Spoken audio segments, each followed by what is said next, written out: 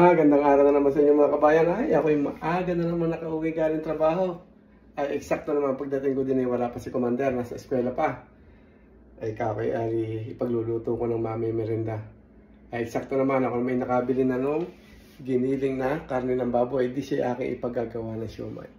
Ay, saktong-sakto pag uwi niya galing eskwela ay kakain ng siomay, di gay. Husay na nga. Unahin ko na ari din sa pagtatad na rin aking hipon. Ayos na ayos. Ako'y nangailangan makakagawa na rin. Pero, ay alam ko naman kayang-kaya rin. Madali lang gawin na rin siomay na rin. Nakakagawa nga ng imbutido. Ay ari pag naman siomay lang. Hindi halos parehas na ng timpla. Okay, tatagtarin ko lang ng Pilipino.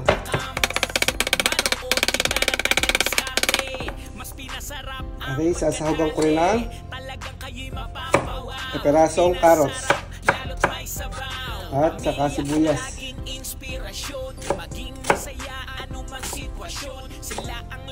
Para madali, ari akin ang gigilingin din sa maliit na food processor.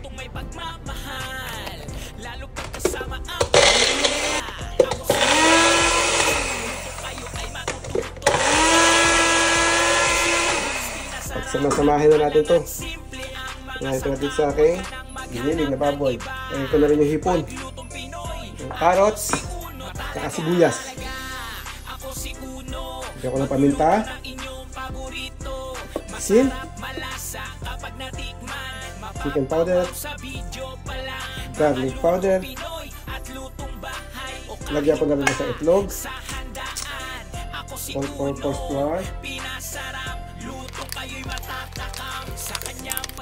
Gaya na lagi kong ginagawa, ay di ako magpiprito ng kaunti. At nang matikman kung tama na ang lasa, ay pagkagay ang lahat ay tansya, ay di ang pinakamabisang gamot sa tansya ay tikman. Tikman natin to. Ayos na! Pwede na! Sumunod ko na rin sa pagbabalot, ay ako'y nga ay makakapagbalot na rin. Palagay ko, hindi niya ako magkaka-issue. Yung timpla ay madali na yung timpla. Ay rin pagbabalot.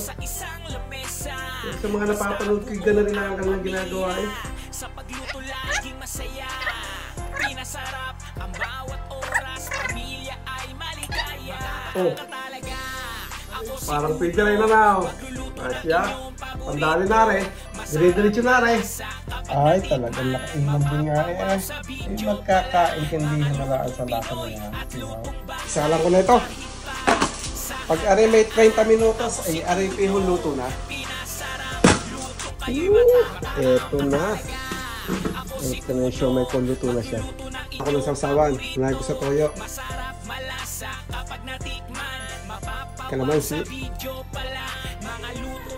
sesame oil,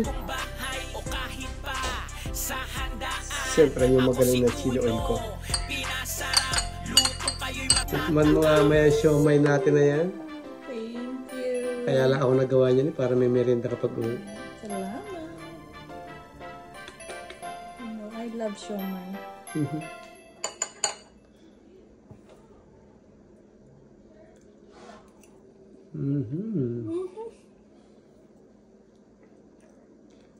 Medyo mainit o medyo maaha na konti?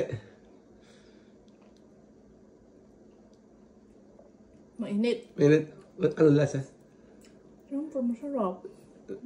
Hindi na masama sa first time, ano? Siguro may second time. Bibili ako rin ng gamit. Para anytime, pwede kang magawa. Alright, ayun. Pasado na naman daw. Thank you.